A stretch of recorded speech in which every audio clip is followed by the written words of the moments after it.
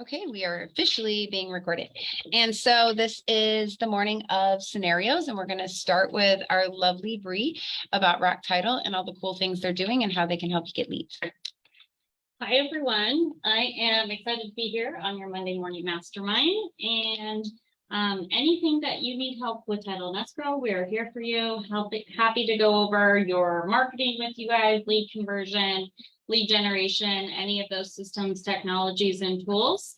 I absolutely enjoy helping agents grow their business. So happy to help in any way.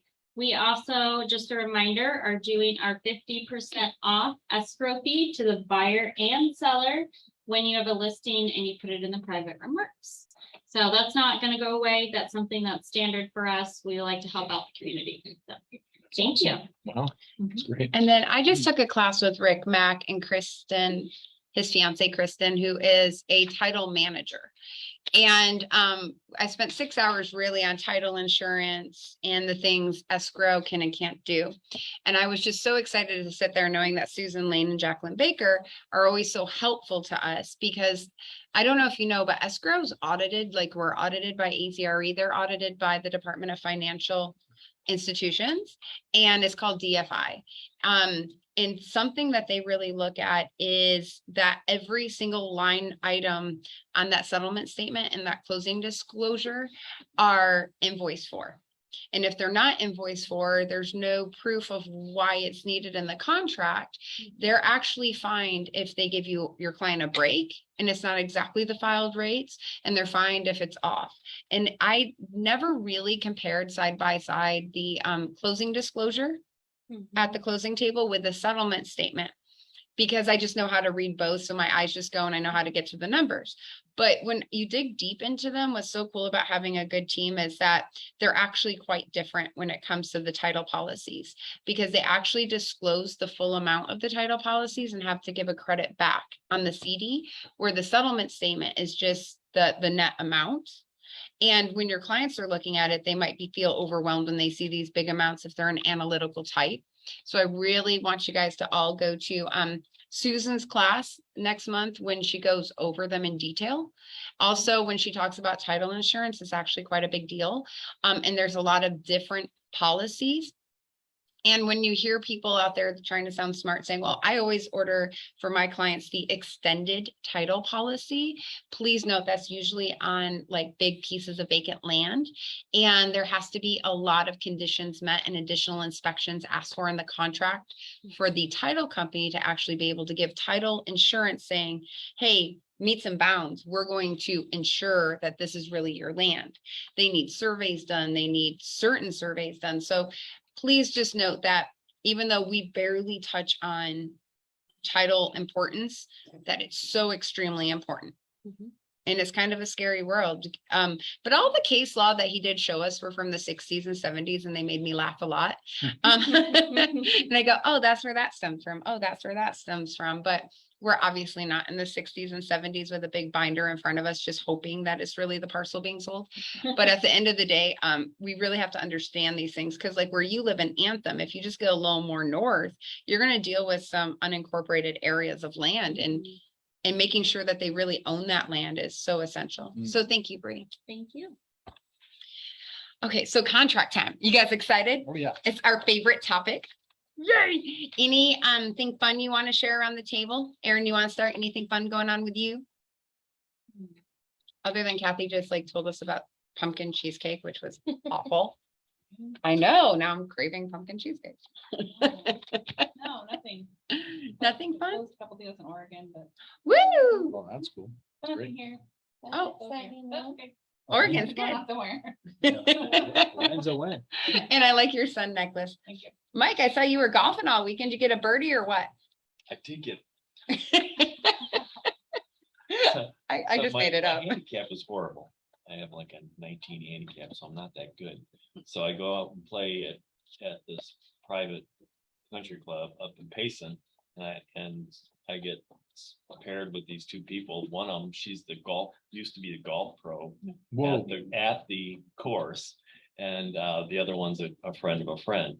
And my very first hole, I got a birdie, and they all thought, "Oh, what did this friend invited me up there and they said, oh, what did they pair me with? You know, they all thought I was gonna be some, and I'm like, no, this is a fluke, and then it went downhill from there. Well, and the beers went up and the golf went down, yeah.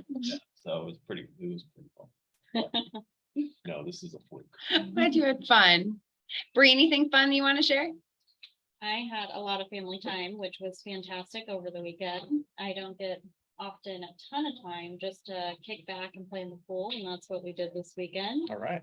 So wonderful. Oh, so nice. I'm coming to your house. Jordan, tell me something fun. Fun? Fun. Not Well- stressful, not hard, fun. Well, let's see what's fun. You can go outside in the mornings now and enjoy the day. You can go outside in the evenings and like be outside. It's true. That is true. It is true. I feel like what's been great, open houses have been a little bit slower, but people have been more excited to walk into the houses just because I feel like the weather's been nicer. People, have it's been good. This is a good weekend. I got to tour, so I have no complaints. And your own offer. So let's cross our fingers and toes and hope for the best. Or you go get your offer. But no, What's up? My friend's mom made me authentic Korean food Saturday. and It Ooh. was so good. It was the best meal I've had in years. So Wow. I went off my diet and it was so worth it to gain 2 pounds in one. See?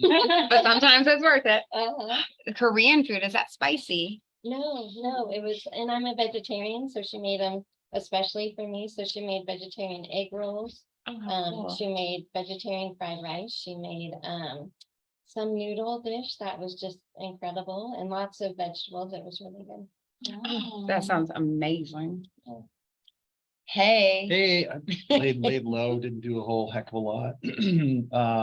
But like Jordan said, I am looking forward to the nicer weather because that's when I rock open houses, when it's really nice out and I get a huge, ton of flow of people. So I'm looking forward to that.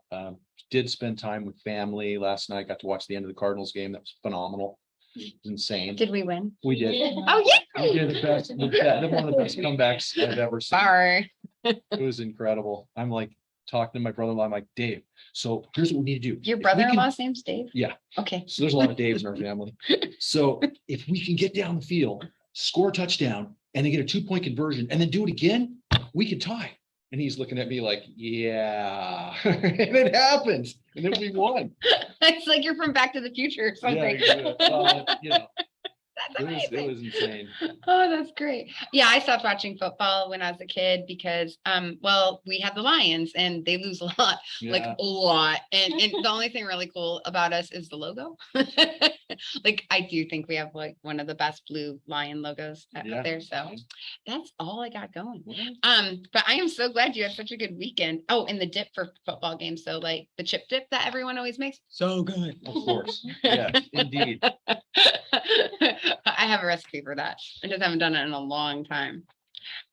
Okay, so we're gonna talk about contracts. All right. For those on Zoom, if you don't have a contract in front of you, I'm going to challenge you to pause this and go look up a contract. And I'm gonna ask you guys questions today, and I'm going to try to be quiet and let you answer the questions by using the contract, okay? So this is not, we're not gonna go line by line. We're not going to sit here and read it verbatim. I'm going to have you reference it as your tool to tell me the whys and the answers. Cool? So I am going to go. All right. Oh, hey, how's it going? I have a chair right here for you. So the buyer name on the pre-qual.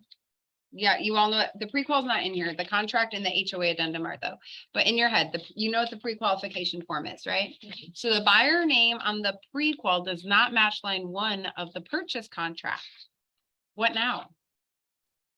So what's the next step when that happens? You look it up on Monson. Buyer name. Oh, yes. Change the buyer name to match the prequel. And an addendum, And why is that important? any change to the contract has to be an addendum.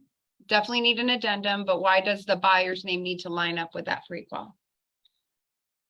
Identity. Actually, does it? Because what if Yeah. one person is qualifying for the loan, say it's a couple, and they both are gonna be on on the title, but only one person is taking out the loan. Can't you do that? And that's important because even though the contract is not always looked at as escrow instructions per section 3, it is now incorporated as escrow instructions. So if they're not on the contract, then they can't be on the deed that closes. So if that's the case, what else would you be looking for? Or as the buyer's agent, what else would you be adding if only one spouse was actually the borrowing spouse and the other spouse was only on there for deed purposes? So what would you write and where would it be for that situation? Good question. Mhm. It's an addendum to fix it. It's an addendum to fix the name, but she asked a different question. She asked if you have two people buying the house, but only one's borrowing, but both have to be on the contract for the escrow instructions to go on the deed. Oh, that is different. She's Well, it would- the borrower's spouse. So even the lender need to know Mhm. because they will provide her with documents as they will provide the borrower. Yes, but how do you write that in the contract? Put them both on one. But then what else do you need to write in the contract? On page 8, you write it in a company, you essentially write the exact language that you just stated, which was what? Borrower. Let's see, borrower spouse, not on pre-qual, but is on the title, something to that effect, and then you'd have to write that on an addendum as well. So, you would actually, if the names don't match, you need to do an addendum to make sure the initial or something's in. But you are right that on additional terms, you would write, let's say it's James and Jane Johnson. That's a lot of J's. James and Jane Johnson today. Jane Johnson is listed on the contract for deed purposes only and is a non-borrowing spouse. However, please note, not all lenders are designed the same. Some LOs will have an issue with her being on the contract at all and might want that added at the very end after loan docs. So you have to get with the LO in the first place and say, how is this going to affect the underwriting process? Because escrow absolutely needs written instruction to add Jane to the contract for the deed purposes. What is the best practice? Just to put it in additional terms? Yes. And an addendum? Or No, wait? so the addendum was to fix the name after you have a contract. Okay. But for the scenario, it's to know that in additional terms, you have to list the one as a non-borrowing spouse and for deed purposes only, or it's gonna mess up the lending process. But it's to check with the LO, the loan officer right away, because not all lenders are awesome. Or back ends are awesome, and they don't know how to live outside their bubble. So you have a lot of people that might do business, let's say in Oregon, right?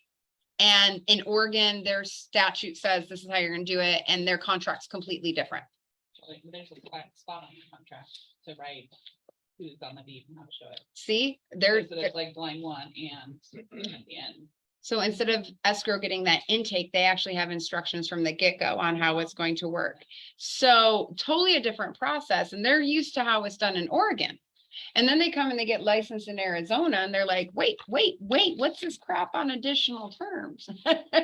You know, and it throws off the underwriter. It throws off the processor. So that's why we always have to have them on our team. Mike, did you have something to add to that? Have you done that before? Oh, you haven't? You sell lots of houses. This is cool. Yay. Great job. And great job. Great job, everybody. Seller name on MLS and tax records do not match up. How do you fill out your contract?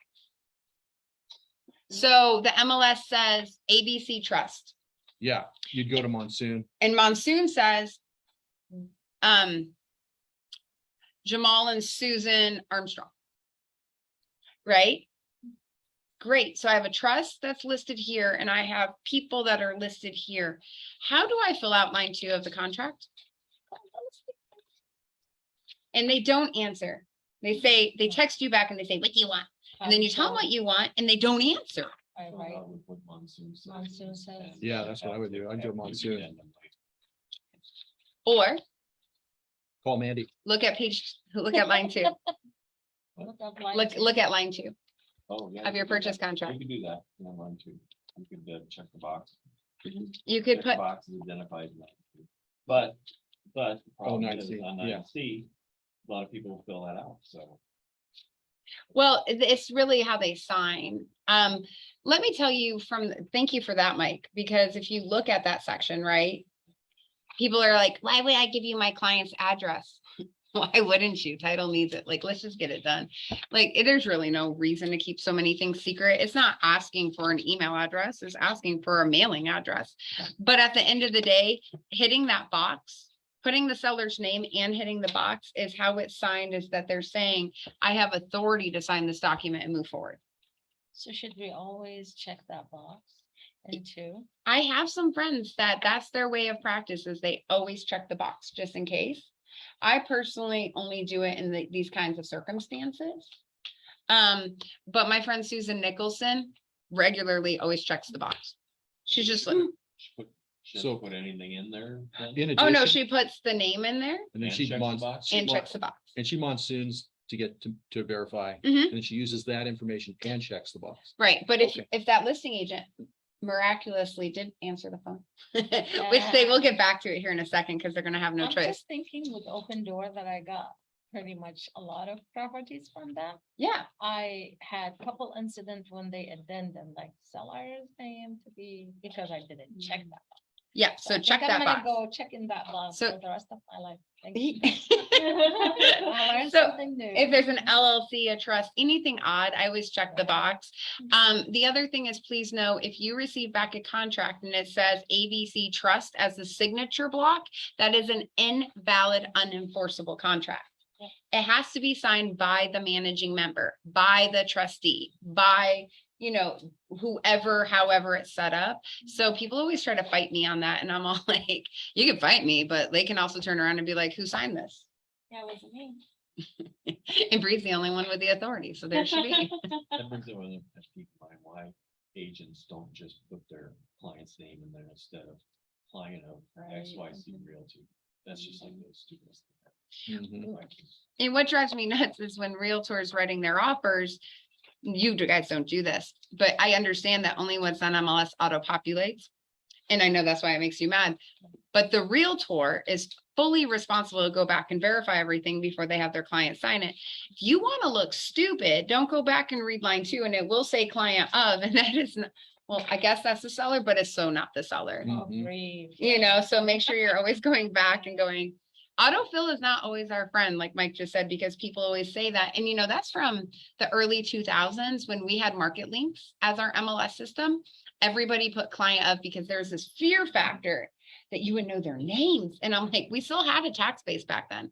It wasn't the one we have now. It was called IMAP. And we all died when we lost it, except for Mike, because he was on the armless board and he understood. The dead ones. Yeah. But all their names have always been public. So the fact that we even do that makes me laugh a lot, because it doesn't syndicate. It's private. Yeah. Here's another question. Seller is going to counter the sales price of the purchase offer. What verbiage should be used? How do you do that? Go ahead. Sales price to be blah, blah.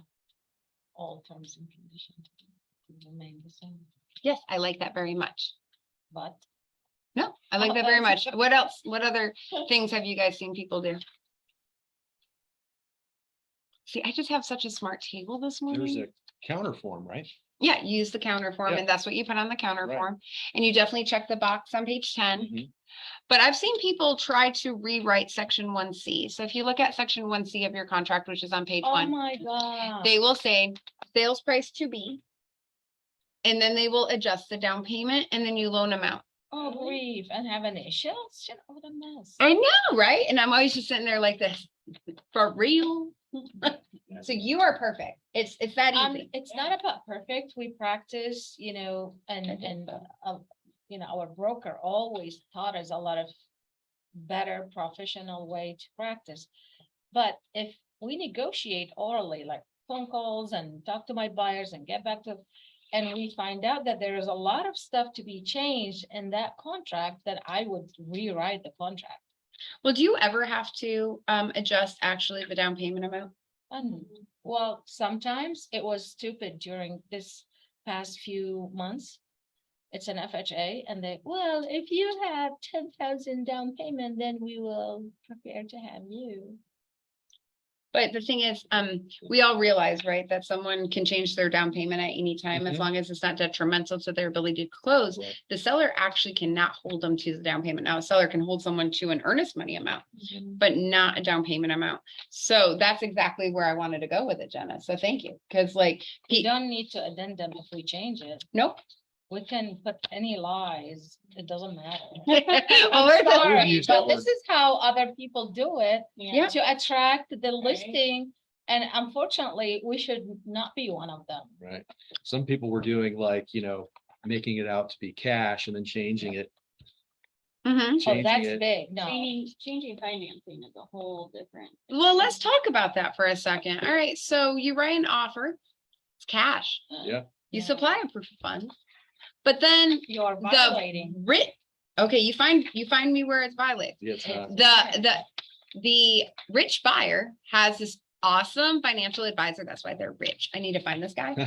And I need him to start with low amounts of money because everybody else starts with anyways. And they say, you know what, it's just not a great place to put all your cash flow right now. Why don't you use leverage and get a loan?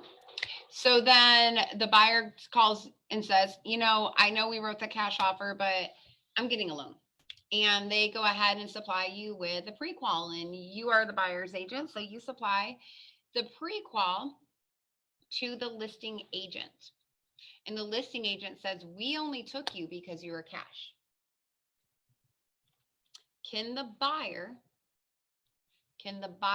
get a loan? Yes. Can the seller cure the buyer for changing? I don't know. If they will bind with the close of escrow, like there's items in the contract will be violated by switching from cash to financing.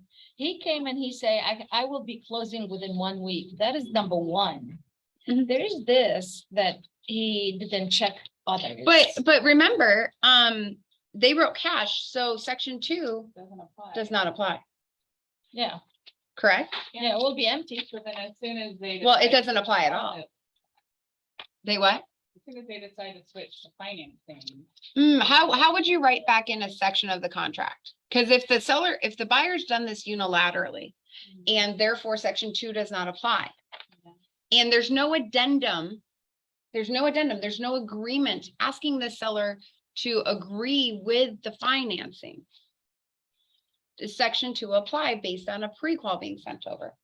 No, it does not apply. Section 2 is still off the table. If I represented a seller and this cash buyer says, well, here, sign this addendum allowing us to use financing, my answer is, let me talk to my seller, and I'm going to advise my seller and get their permission to say this, that no, we're not agreeing to you using financing.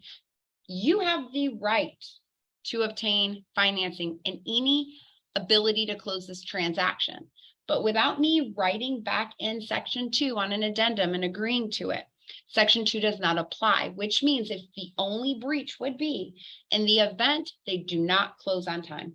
And if they do not close on time, then the seller can issue a cure, giving 3 more days to get the funds to the table. If they still fail to do that, Earnest money. but be careful with that, Dave, because the moment we go in as a listing agent and say, go after their earnest money, take their earnest money, can the seller then sue for specific performance? Find that in your contract. What happens when the seller takes the earnest money? I will give you a little hint. It's under remedies, which would be section 7 of your purchase contract.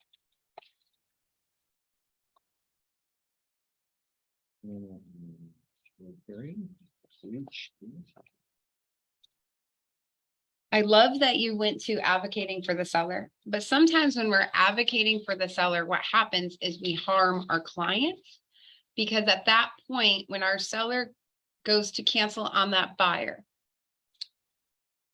we should say you need legal advice before deciding how to proceed. Reasonable estimate of damages. Yes, exactly, because the moment they take that earnest money, it's deemed as reasonable estimate and damages, which means they no longer have a right to continue to sue. They took it and they are done. And think about the market. Think about if we went under contract, right? And we had a $5,000 shift in the marketability of the price point of the home. Well, that damage or a 50,000 shift, right? Thinking of where we are right now. Sorry, I've been in Phoenix all weekend. We do little shifts. And your shift happens, well, maybe they want to go after more for specific performance and can show harm than accepting that earnest. So the direction is to get with legal, because they might say to title, I'm seeking legal advice. We're directing you to hold the earnest money. We are in dispute. But please note, after that cancellation is issued, our job is over. I can give paperwork and email threads and all that to my client, but I am no longer able to advocate for them because my job ended per the Constitution when the contract ended. So now they need a legal team on their side. Does that make sense? Yeah, we'd have to advise at that point to go seek representation of a real estate specific attorney. Right? If you want any other rights than just obtaining the earnest money and moving on with your property, Mhm. I need you to get legal counsel. All I can do is ask with the cancellation for your earnest to be, the earnest to be given to you. But outside of that, when that contract is canceled, our job is over, even without the release of earnest taking place. So it's pretty risky then to try that maneuver, which I would never, ever recommend doing. I saw it happen. Oh, I yeah. saw it happen a lot. Agents fight. During the Yeah. frenzy, I saw a lot of that happening, that, we're going cash, now we're gonna change. Yep. But the seller, I didn't really see this dispute happen. Personally, I didn't see it happen. So it does happen because sellers feel blindsided. Because like Jenna said, the nice word liars, people, they lie to win. And we were in the frenzy seeing a lot of bad humans that like to lie to win. Yeah. And the agents knew, like, we can't, it's like saying we didn't know what was happening with appraisals during the crash. So they know what's going on with their client, writing the best, strongest offer at all times.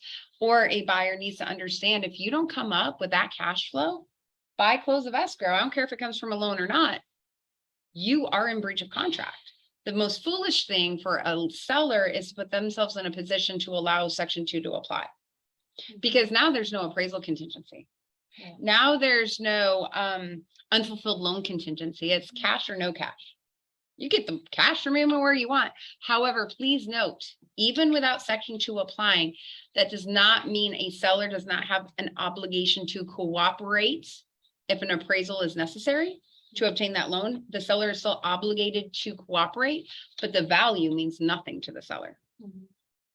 Does that make sense? Mhm. Yeah, they So what can't if use they that as a ploy to say, oh, it only appraised for this. So even though our cash offer was this, since it appraised for this, now we want to offer you this. They can't do that. Right. If the seller refuses to cooperate, then they're going to be cured for non-compliance with Section 6L of the contract, which says that they will allow walkthroughs for certain items. Just No, I love that. Like, this is like the most awesome guide of real estate. It's like, okay, where do I go next? But then it's, how do I use it, right? Like, how do I use it to go there next? All right, so here's the next question. Seller wants to counter that the earnest money is non-refundable after the due diligence period. How do you do that properly? On a counter form. So this has happened. Oh, all the time, yeah. You call it forensic market. It's a negotiable market right now, but if you're priced right and your home's in good condition and you have a stellar location, you're still getting 1 to 3 offers. Yeah, so. So you have 2 people that love your home and you're like, I just want to guarantee.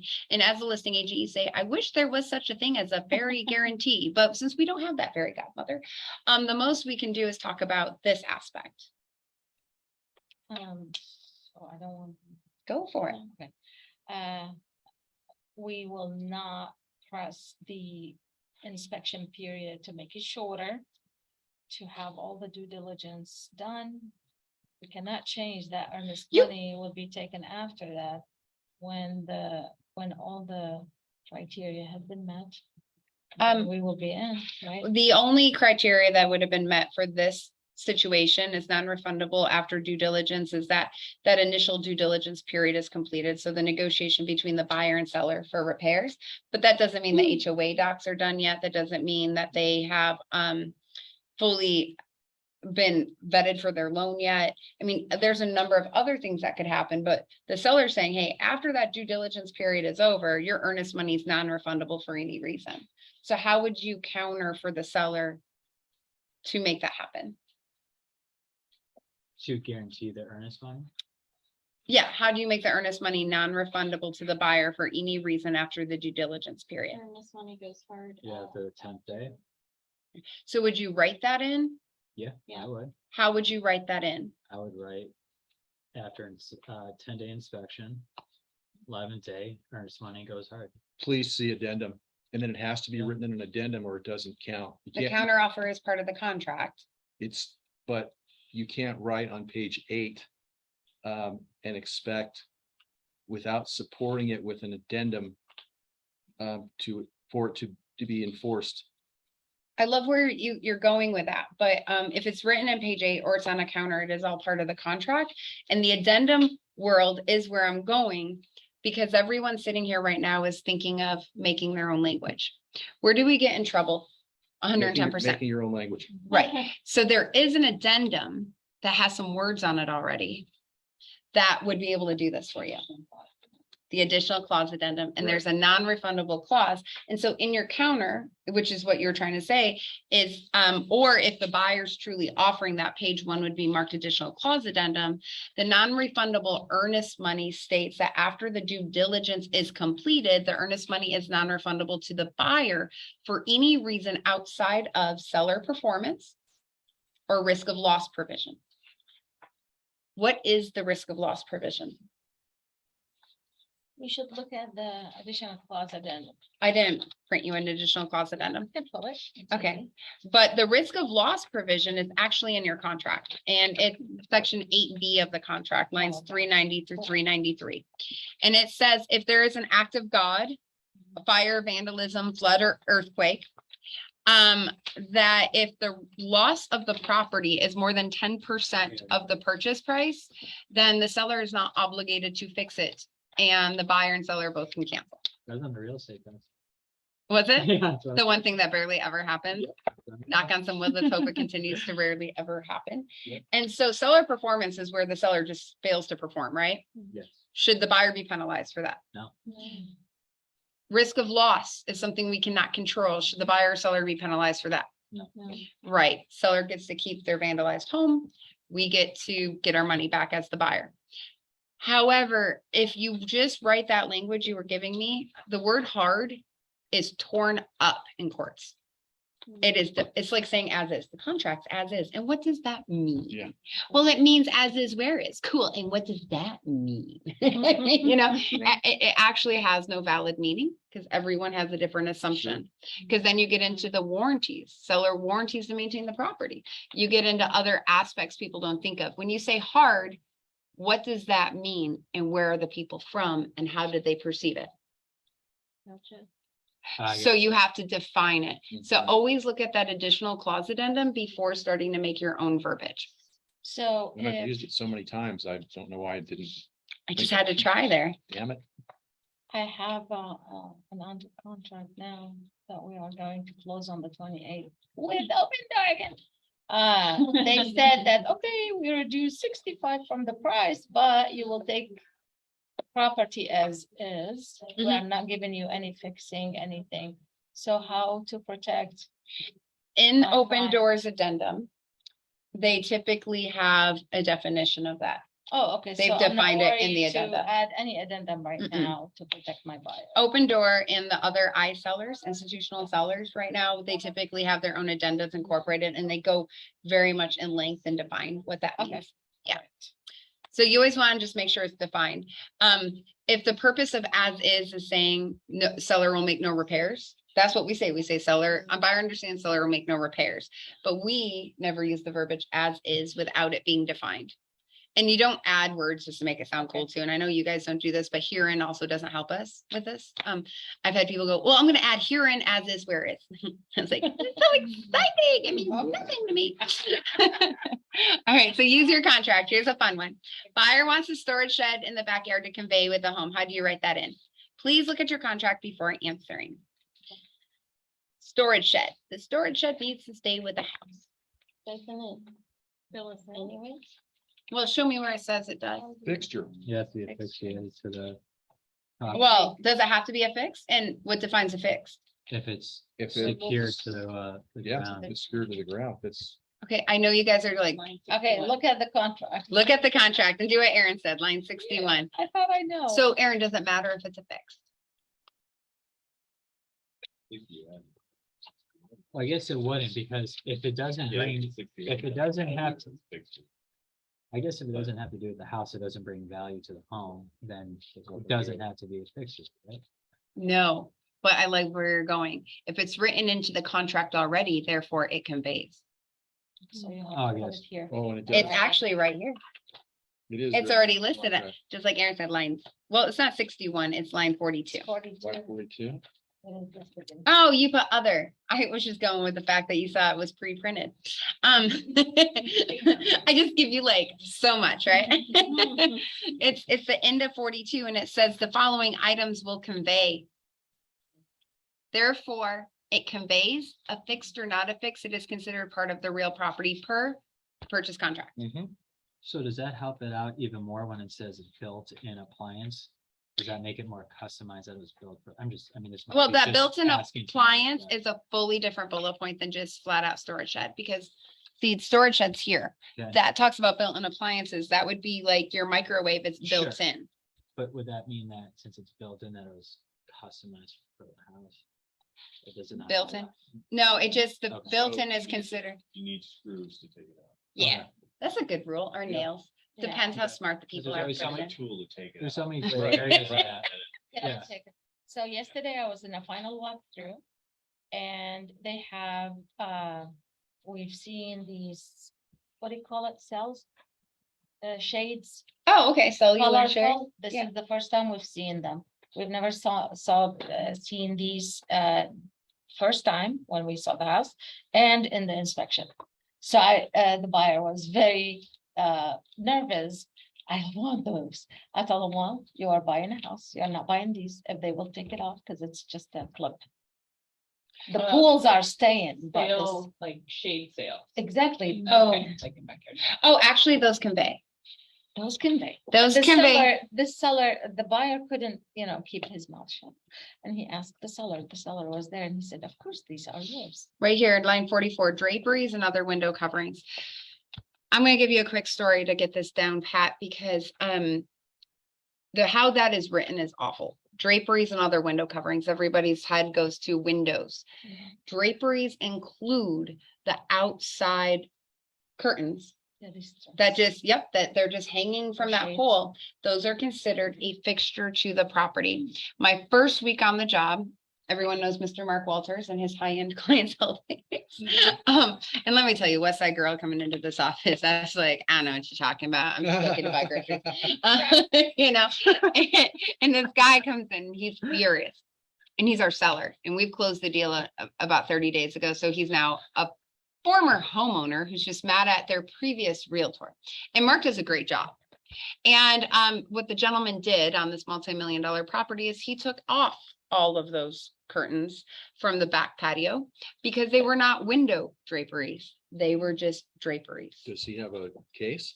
And he said to me, we sat down and he said, Mark keeps calling me, asking me to return those. I said, Mark will stop calling you and asking you as long as we've put in writing, we can show that we didn't tell you to take them because per the contract, they convey.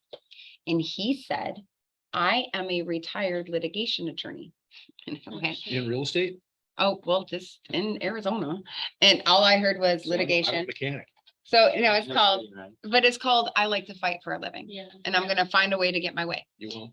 And I said, okay. And he goes, and I want to know the intent of this author. And I said, you know what? You got a point, sir. And so do I. And since I know the author, I will give him a call. So I got Scott on the phone that day directly. And I said, what was the intent of this section? And here's the situation. He goes, the intent was all draperies, not just windows. That's why we separated them to say draperies and other window coverings. The litigation attorney's argument was it did not say or. My argument was the intent of the author was all. So they should be remaining in the home. And I'm glad that they asked and that they were all on the same page. But with that, knowing that, when you're a listing agent, you have to set the expectation of these custom, beautiful, and oh my God, those curtains are not cheap. I have bought them off Amazon to try to be cheap and they're still not cheap.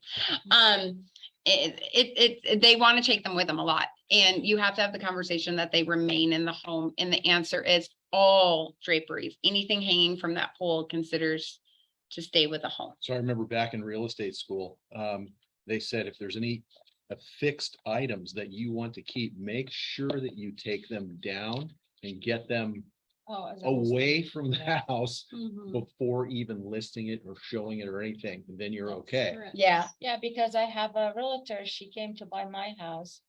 She want even the paint on the wall. She wanted what? everything. The She want him paint. to repaint. Well, I have Oh, a really like I a thought- famous artist work and Oh, the she wanted paintings. it. She said it goes with the bedroom. Do you want the So- family portraits too? I think, yeah. So if there's, like, we see pergolas outside with Mhm. drapes on. Yeah. Those would be in this section as well. Yes. I was looking for the pergola thing. You can ask for art, but you can't expect to get art. Storage sheds, storage doors, stores, outdoor fountains, outdoor landscaping. So the pergola, if it's not affixed, may be in question. So therefore, like Aaron said, pergola and backyard at no additional cost. But be very careful because some lenders also won't let that fly. Unless you see where it's listed that outdoor, it says outdoor landscaping, shutters and awnings. I bet that's under shutters and awnings. We should get that defined better. But if there's ever a question, I'm going to call the listing agent if my buyer wants it, and I'm gonna put it in the email verifying the intent, right? I want it in writing that it remains with the property. So if there's anything, sorry for No, you're interruption, good. if there's anything in here, including these items. And the listing agent wanted to make it different by, hey, these are things are not gonna convey. Do a counter. That would be on a counter form. The following So items I will not convey. Ask for them in particular to stay with that. But see, I don't want to rewrite the storage shed in here, because that It's will already mess in up there, lending, yeah. right? And it's already, so I never want to restate something pre-printed. But I do want to verify it in writing, and that would be an email format. Does that make sense? Because then I have something arguable to say, hey, this was the intent, this is what was disclosed, this is, because honestly, a listing agent should also be stopping and going back to their client and asking, and not, I had a client who took her pot rack. The nowhere in here does it say pot rack, But it's a fit, it's fit. but the purpose, and Maria, right, is method of attachment and intention. The intention of the eye holes, Your relationship, the intent and adaptability. yeah, the adaptability in that chain was for that pot rack. And I discussed it with the seller like 10 times because I saw how unique this pot rack was, and the floors were shiny where you could see yourself. So I knew the floors weren't going to sell the house because it was disturbing. I knew it was the pot rack that was going to sell this kitchen. I mean, it was really cool. At closing, guess what was missing? Oh, boy. The pot rack. Uh-oh. And I had to prove that. I told my client 10,000 times to bring the pot rack back. Mhm. She eventually did do it, but I could have been in a, it's just like, you just sit there and you're like, you could blow this whole deal off of a fixture being removed from the property. This is ridiculous. Also the question is, how do I ensure the refrigerator stays in the home for the buyer? You, Put the serial number. or you, well, what The you said, brand and the color, I've been told. yeah. Wait, it's. a And what? this description, just a description, Samsung, Like this one, stainless steel side by side. the color too. 'Cause we Yeah, that's have, what he said, stainless steel. The what we have. refrigerators that are in there? I just put as seen on MLS. I and used to, tour. but I got better language from Mandy. But if you check it, it's. it Not, goes well, they there. could replace it with something They else. can- But it says as seen on pictures and Yeah. tour. Here's the thing, Jordan, go ahead, Mike. I had one where, I just checked refrigerator as seen on such and such a date. And it was actually my brother buying the property. When we went through the final walkthrough, they took the refrigerator that was at the garage and replaced it into the Mhm. kitchen and took the one that was in the kitchen. Oh, yeah. That's where the serial. And then number we is. seen the laundry room. You could take a in picture of it. red. That's what I said initially. I remember I back was totally take a picture of the serial number. That's not what we saw. We Well, saw I- something else. You could do I that. bought it. Yeah. I ended up buying. I mean, that's, Yeah, That's crazy. As seen on MLS is not acceptable in the court. As seen on the state is not acceptable in the court. MLS is not party to the contract. MLS is a marketing tool only and is not guaranteed.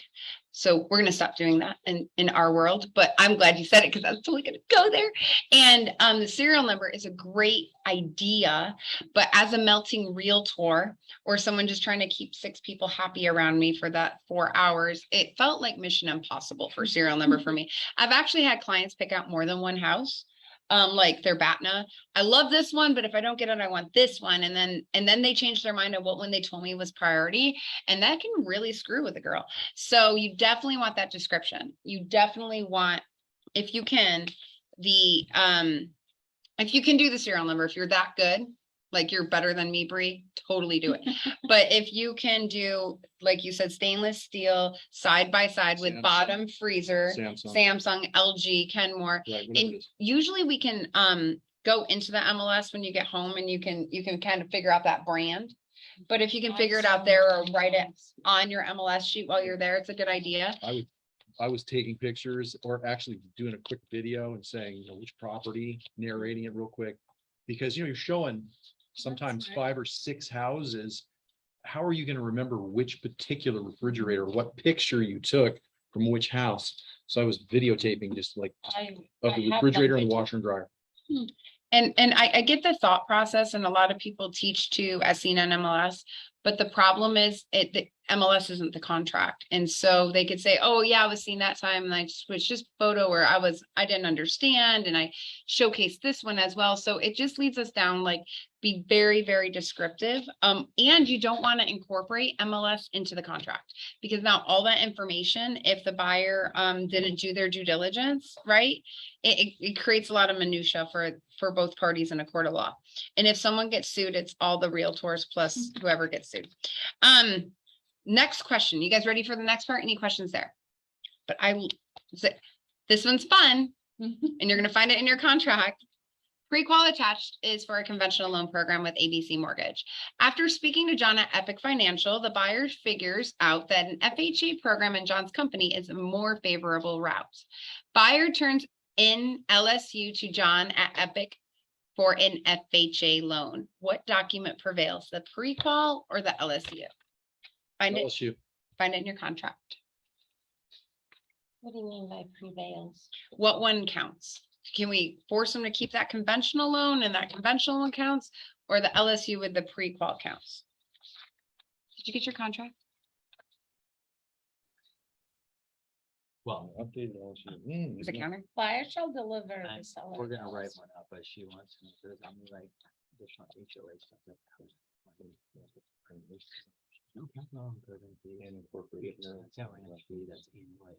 Did you give her the number to call? I'd give her the number to call. Looks like the prequel prevails. For what? Line 69, 2A.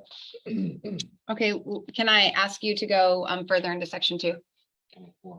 You may. Thank you. What might, 104. you are correct. Section 2K of the purchase contract states that the loan status update Oh. or the pre-qual, whichever comes last within that 10 days, is the one that prevails. So that's gonna be the LSU probably. Yes, and if you represent the seller and you don't receive lines 1 through 40, which 40 being the signature line saying I'm moving forward with the above loan program signed by the buyer, what should you be doing? Call the listing agent and let them know immediately. Over the buyer's agent, right? And then if they still don't give you the LSU, Oh, as I'm representing the seller. yeah, if you don't get they it, Have to, they will be curing, we will cure them. yes, and we're gonna cure them on line 10 and we're gonna say I'm following the contract. Yeah. And if the buyer's lender goes, we don't fill those out. Who fills it out? Buyer's We lender, do, buyer. we do. The buyer. I heard it. I've never practiced it. We don't. So who does? The lender do, should. But the lender won't. The buyer. Buyer can. Yeah, because it says buyer shall Oh, yeah, deliver yeah. to seller, but not you and me. No, not the listing side. I'm representing the. I know, buyer. I changed it on you again. Yes, I heard that. Yeah, you're good. I keep changing it. It's just like, there's so many options here. But yeah, it's absolutely the buyer can. And if you look at the loan status update in the pre-qual side by side lines 1 through 40 mimic what's on that prequal. So they have the information. Buyer can fill out the LSU and, Absolutely. oh, wow. Cool. Okay, I didn't know that. And I couldn't believe the guy when they told me he had the 35 years of experience, so I went to the forms. And yay, we can pull that forms, it's right there for us, for this kind of situation. Oh yeah, all the fillable forms are actually on aaronline.com for the LSU and the prequal. So if you have a lender who says they don't have access, you can actually send them the fillable prequal and LSU, like right from the state website. And then you might want to talk to your buyer too on the importance of a competent realtor in the area in which they're doing business, which is Arizona. It's the whole state. We're all the same. Okay, the next one. Just to let you know, in this packet here, you don't only have the contract, it also has the HOA addendum on the back. The HOA documents come in after the due diligence period is completed. The buyer is unhappy with the pet restrictions and the CC&Rs. Can the buyer cancel? Yes. Per what? For line. And just to make sure you remember, this is after the due diligence is completed. Within the 10 days, right? Well, I'm just saying it's an HOA issue, but it's after the due diligence is completed and we just got a copy of the documentation. They So, have to provide that within a certain amount of time, the HOA and CCNRs. 10 business days after it's ordered. So if it's not ordered until day 5, we might not get it until day 25, it feels like anymore. They're so not fast. It's like we need to give like a rush fee. They just want to fee us. Did you know the disclosure fee fully goes to the management company? It does not actually go to the homeowners association if the management company is a professional management company. We've had to limit their disclosure fee to $400 per management company per property. So if there's 3 management companies, which can happen, that's up to $1,200 in fees the management company is making. So anytime you have a friend saying, I work for an HOA management company, which I don't think anybody's going to boast that, but if they do, you ask them for dinner and to get your tab, okay? Because they make money hand over fist all the time. And then most of them try to double charge our clients I see when that. one cancels. And you're only allowed to charge how many disclosure fees One. at camp? Max is 400 for the HOA. Well, that's. And it's different per closing. Per- It's not per cancellation. So even if they have to disclose it 10 times, there is state statute that says you can only charge on a closing. And so they'll try to double bill the escrow company, say, well, you had one that canceled. Well, you don't get to charge us and we have to push back that state statute. than- Escrow company usually catches that, right? No, it's not their job. Their job's to pay invoices. Our Okay. job is to fight the fight. Okay. Actually, it's our clients, but we can help them. Okay, so what section says I can cancel based on what I just found out in the CC&Rs, even though it's outside my due diligence period? And can I? Additional obligation, line Yeah, 40. 40, Well, you definitely be disapproving, and 6J talks about buyer disapproval, and you said what lines? Additional obligations, line 40 and 41. What, of what? Buyers allowed 5 days after receipt of the information from the sellers or homeowners association to provide written notice to sellers of any items disapproved. Yes, and then that goes exactly to, sorry, I was like, What what? section is it? It's on the HOA addendum, page Oh, 2 in of the HOA addendum, itself, 40 not to the 41. contract. And then what I like is that then Jenna went to section 2, well, 3. There is the stuff that the buyer disapproval. Receive 122. Oh, and it's in there as well. So 3C allows you 5 days after. And then buyer disapproval is always section 6J, which says that disapproval is cancellation. I love it when people are like, well, we disapprove, but we don't want to cancel. Like, What do you want? it doesn't really work that way. I can't change the CCNR. So you can cancel or you can move forward. You don't get just, well, I told you I disapproved. Well, that's lovely. Yeah. That means you can cancel or you Cancel. can, cancel. Or. Or if it's something that's a repair item, you can cure us that the repair wasn't done right, and then we have to go back and do the repair right, or you'll have the right to cancel. Free time. So when somebody's trying to stick it to something, well, I'll just sue you later. No, you have the right to cancel. Let me redo my spuds now and give you another right to cancel. And let's have some more changes and you have the right to cancel. Hey, buyer, you have 5,000 ways to not close on this deal. Seller, you only have one way out. And what way out is the seller's way out?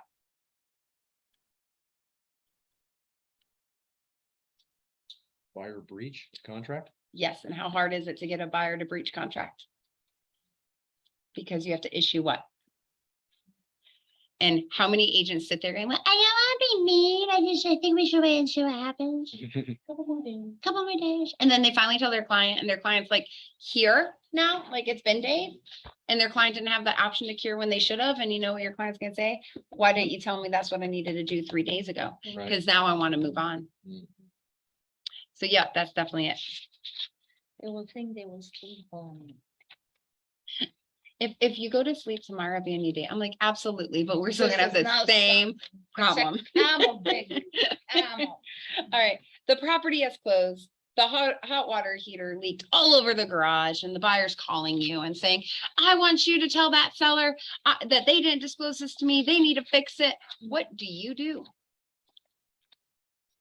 You're shit out of luck. Yeah, that's pretty much SOL. I mean, So- really. Show empathy. Thank you. I'm glad that one of the Sorry agents that here happened, tonight. I really am, but since my client had absolutely no idea that this was gonna happen, Hopefully and that's- these things can happen.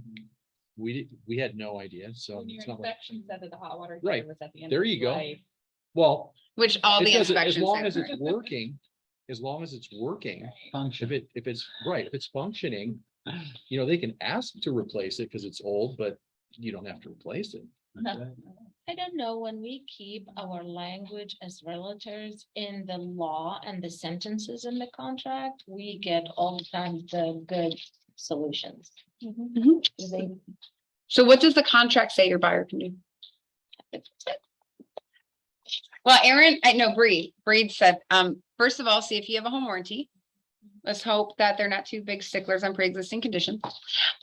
Send them Jamie. Yeah, Cover it for them. get your home warranty Yeah. person on the line. Be empathetic. Kathy, you're like dead on. I'm so sorry this is happening. Oh, I know it's so stressful. You just moved in. Unfortunately, if I call the previous homeowner's former realtor at this point, because at closing it all ended, I'm actually setting them up to have a case against you or to defend themselves properly. And that's outside of my scope of expertise. And I like to stay in my lane to make sure you're best protected. But per the contract, something that outlives the contract is alternative dispute resolution. So what I can do is send you a link from AAR online that is a buyer seller dispute package. And you can actually hire a mediator and go through the Arizona Association of Realtors. And I'm happy to resend you your inspection report. I'm happy to get that home warranty rep on the line for you. But unfortunately, that's as far as I can go. But I really want to make sure you're okay. So let me go ahead and email you these pathways. But I like SOL. Oh, that In the sucks. summertime, they still have hot water, so they're good. And it might not be boiling hot, but it's definitely hot. Just use the hose outside. Can the home inspector have missed something? Could they have missed something? Yes. And so that's why we're gonna resend the home inspection as well. I had a home inspector, who I love dearly and miss every day.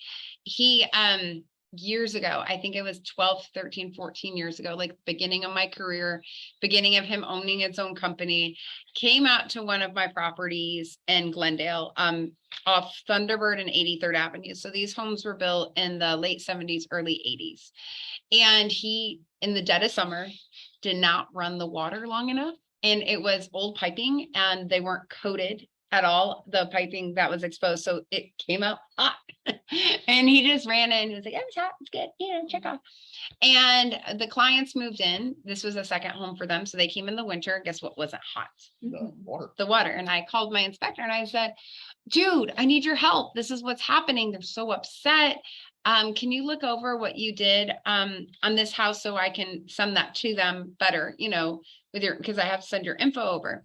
And he goes and he pulls it and he said to me, you know what, Mandy, I remember this inspection.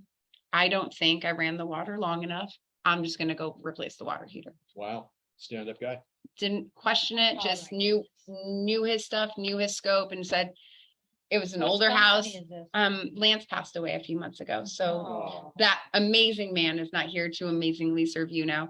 But he did train some people, but no one's ever gonna compare to Lance, because he was so fast that I had him standing in one of my inspections under a staircase and there was dripping water down that back wall. And he told my clients, and this was like 3 days before Christmas, cancel this contract. This is active leaks. No, we want the house. No, we want the house. I guarantee you something more is wrong. It was an REO property, real estate owned. They had no disclosures, yada, yada, yada.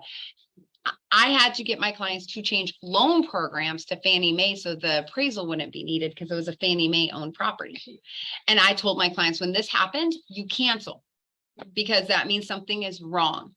The day they closed, the next day when they went to move in, they found black mold throughout the Oh. entire downstairs area. Whoa. And who did they point fingers at? Me and my inspector. Of course, you're And a we bad both agent. You have said everything in writing, Yeah. we told you to cancel. Right. I was working with them on Christmas Day, telling them to cancel.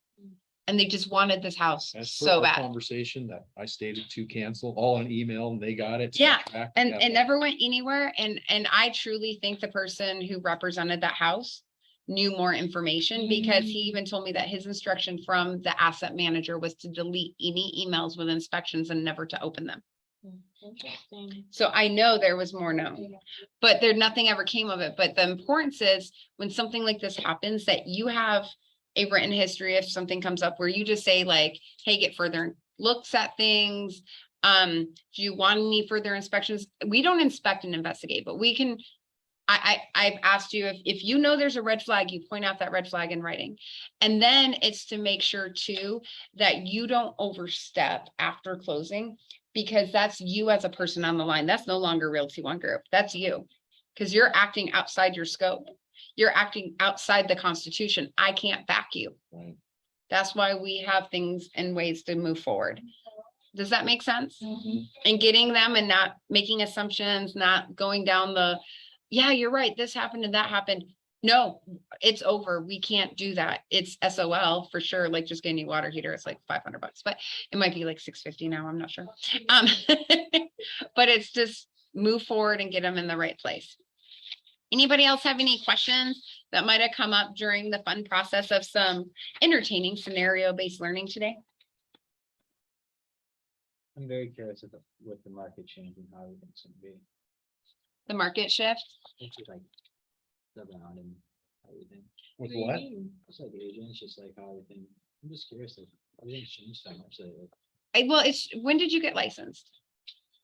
April will be 2 years. Okay, so I came in at a crazy spot, so now I'm just like, Yeah. I'm excited, but I'll be honest with you. You should be. a lot of realtors are scared right now because the frenzy I'm not saying you're scared, but I actually, even teaching in Kansas, a few weeks ago, this one lady raised her hand and said, how do I continue to show my value? I've been licensed since the beginning of 2020 and I've never truly had to negotiate because I just represented for the most part sellers, and it wasn't a hard negotiation. I just said what they wanted. And I said, you just have to remember you've been negotiating your whole life. This market that we're entering into is a workable market, and I'm glad you're excited. But a lot of agents out there, unfortunately, we're going to see a big drop in membership in January, most likely when board dues could become due. Because anytime we have a frenzy market or a market that produces high rates of return, which was what we just experienced, everybody gets their license. Right. And that's why half of your clients always go, oh yeah, I was licensed once. You're like, why did you quit doing that? Yeah, it's one time. And you always smile and listen to their story and just know that that's not your story, because you're going to make it happen. But this is one of the most workable, negotiable. People who don't answer their phones, people who do not respond to their emails, people who do not follow through will not last in this market. True professionals will rise. Always. Cream Now to I the top. know. Sorry, it's a quick story. I always go by like a products, food and stuff from the Mediterranean shop. And they prepare food if you are in rush and don't cook. So I went to grab and I saw this Eve. She's a friend of mine that she's a real estate agent, that she steal all the listing. So I looked at her, what are you doing here? She said, well, I'm gonna be a partner with these people. I put my, how is the market? I thought, well, it's great. She said, no, it's bad. I think this one is going to work. Yep. In the food industry instead. Now I know why. Yeah, some people, they can make it only when it's really good times, and some people make their own markets. And I posted some information in the newsletter that was sent out yesterday about the markets from Tom Ruff and how it's a balanced market right now, because even though everyone's talking about, well, it's still not high inventory, it's really not. Like, it's not even a 90-day inventory rate yet, right? Well, back to normal. Well, Not even- I don't not even, yet, not no, yet. we still have Because- low demand in low inventory. Like, we used to have 40 to 45,000 active listings at any time. For Right. you, it's negotiable and normal. You're awesome, Jordan. Go get that So- contract. So God, anyone heard about the feds and the interest rate is going to hike to 9? Or this is just a rumor? I think everything's a rumor until it happens. Feds are meeting this week and we'll see what happens. We were at like 6.75 last week. But I think the big thing is understanding rate buy downs and having those discussions with people and advertising and getting people on your team to be able to do that. I'm going to shut off Facebook now. Thank you for all joining us, and don't forget to come in the office soon. Thank you, Mandy, sir.